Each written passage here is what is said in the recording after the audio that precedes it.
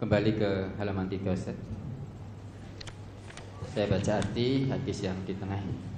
Dari Abu Hurairah, ia berkata, Rasulullah Shallallahu Alaihi Wasallam bersabda, pertama-tama rombongan yang masuk surga, gambaran mereka seperti bulan purnama. Mereka tidak meludah di dalamnya, tidak beringus dan tidak pula buang air. Bejana dan sisir mereka dari emas dan perak, ukup-ukupan mereka dari kayu gaharu, peluhnya bagaikan kasturi. Untuk tiap-tiap orang dari mereka mendapat 2 istri yang terlihat sumsum betisnya dari balik daging karena sangat cantiknya. Tidak ada perselisihan di antara mereka dan tidak ada pula kebencian hati. Tidak ada perselisihan di antara mereka dan tidak ada pula kebencian.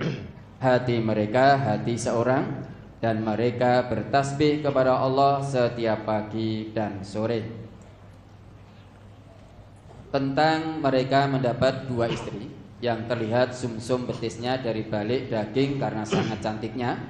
Tidak ada perselisihan di antara mereka dan tidak ada pula kebencian. Hati mereka hati seorang dan mereka bertasbih pada Allah setiap pagi dan sore. Pertanyaan, apakah ini poligami yang di surga nanti tidak ada perselisihan dan lain sebagainya? Tetapi mengapa di dunia ini banyak yang menolak poligami, padahal di surga nanti suami akan banyak mendapat pasangan, Ustaz? Kok iso dikait ke poligami dunia itu? Itu kenikmatan surgawi berupa pasangan hidup, bukan poligami di dunia. Kenapa kok banyak pasangan dunia yang menolak poligami? Lah mungkin suaminya tidak bisa adil. Mungkin hanya namanya saja yang adil. Perbuatannya tidak bisa adil. Insya Allah kalau para suami itu bisa berlaku adil, ibu-ibu para istri ini mengizinkan juga suaminya. Bukan begitu ibu-ibu? Loh ya, ya kan? Iya. Kenapa? Karena kalau poligami suami itu bisa adil, maka ibu-ibu para istri juga mendapatkan jalan menuju surganya, mendapatkan kebaikan dari Allah juga. Dengan catatan para suami berlaku adil. Ibu-ibu tadi sudah menjawab. Kalau panjenengan, wahai bapak-bapak ini, bisa adil seadil-adilnya, istri-istri panjenengan itu mau dan mengizinkan. Karena beliau-beliau ini muslimah, mukminah betul. Tidak mungkin menolak ayat Allah. Mong Allah saja mengizinkan, fangkihu ma taba lakum minan nisa'i masna wa sulasa wa ruba'. Nikailah wanita yang baik-baik. Ingat loh ya, nikailah wanita yang baik-baik. Berarti wanita yang solihah, wanita yang mukminah. 2, 3 atau 4. Semuanya harus mukminah, harus solihah. Fa'illam ta'dilu fawahidah. Jika kalian para lelaki tidak bisa berlaku adil, maka 1.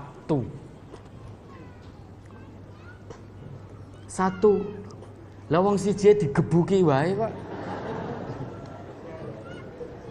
1 saja dipisui terus, dicaci maki, jadi lawan tinju.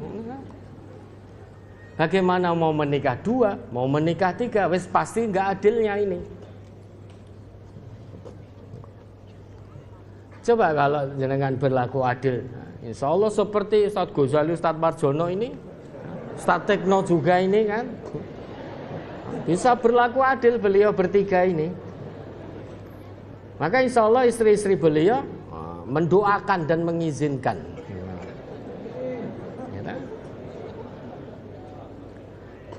Itu maksudnya zaujatani itu yuramuhu saqihima min wara'il lahmi minal husni. dua pasangan hidup itu bukan poligami di surga, bukan. Bukan hanya laki-laki saja yang dapat dua atau di setiap sudut bait murabba tadi ada pasangan hidup. Wanita-wanita ahli surga juga akan mendapatkan pasangan-pasangan hidup di surga, yang mana juga sangat menawan, rupawan. Sumsumnya juga akan terlihat dari balik kedua betisnya. Jadi yang mendapatkan pasangan hidup surgawi bukan hanya laki-laki saja.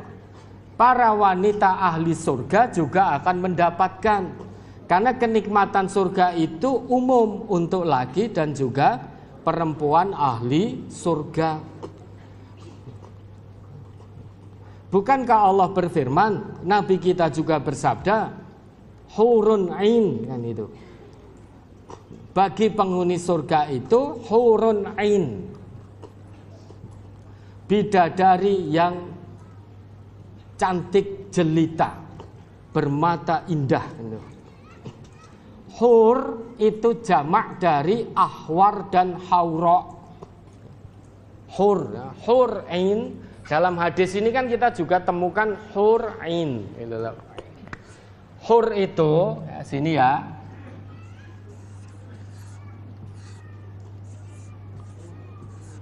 Ini bentuk jamak, satu dari ahwar,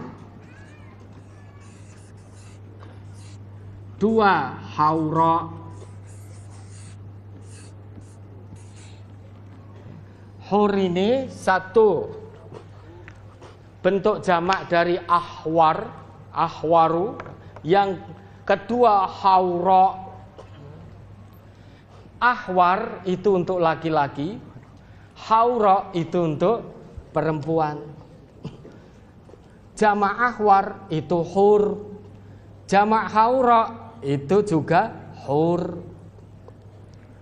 Maka hurun ain di situ artinya pasangan-pasangan hidup baik dari laki-laki maupun perempuan. Karena hur jamak dari ahwar, ahwar itu untuk laki-laki, dan juga jamak dari haura, haura itu untuk perempuan. Maka baik laki-laki penghuni surga maupun perempuan-perempuan penghuni surga kelak akan mendapatkan kenikmatan berupa pasangan-pasangan hidup surgawi, pasangan hidup di surga. Jadi Bapak Ibu jangan mengira yang dapat pasangan hidup hanya kaum laki-laki saja. Kaum perempuan juga dapat pasangan hidup di surga. Dan itu tidak ada kaitannya dengan poligami di dunia.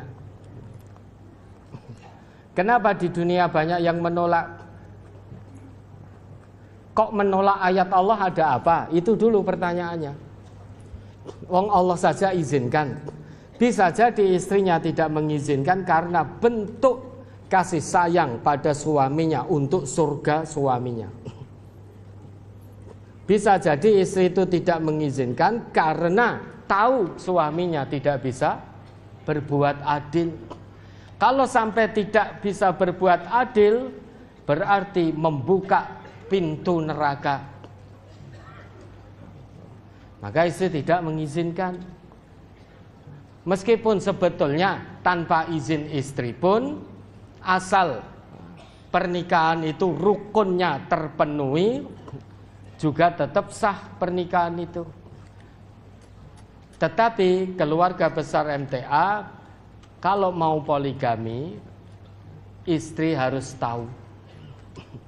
Istri harus tahu, biar di kemudian hari tidak terjadi fitnah. Istri harus tahu. Kalau istri tahu panjenengan bisa berlaku adil, insya Allah akan didorong, mau dan didoakan. Kalau ada istri-istri yang menolak ayat poligami, penolakan ini berarti menolak ayat Allah.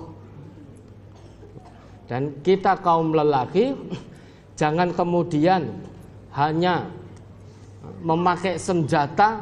Oh, Bu, kowe nek ora ngizinke berarti kowe menolak ayat Allah. Jangan digunakan sebagai senjata. Tapi kita mawas diri, muhasabah nafsiyah dulu. Bisa adil tidak kita? Ketika punya istri 2 atau 3 atau 4, artinya lebih dari 1. Bisa adil tidak? Kalau bisa adil, bismillah, jalan. Dengan catatan, tetap istri pertama harus diajak komunikasi terlebih dahulu. Ya. Lah kalau menolak, masa menolak ayat Allah? Nah, kita siapa kok menolak ayat Allah? Tidak berani. Tentunya perempuan-perempuan mukminah tidak berani menolak ayat Allah itu yang mengizinkan laki-laki punya istri lebih dari 1 dengan catatan adil.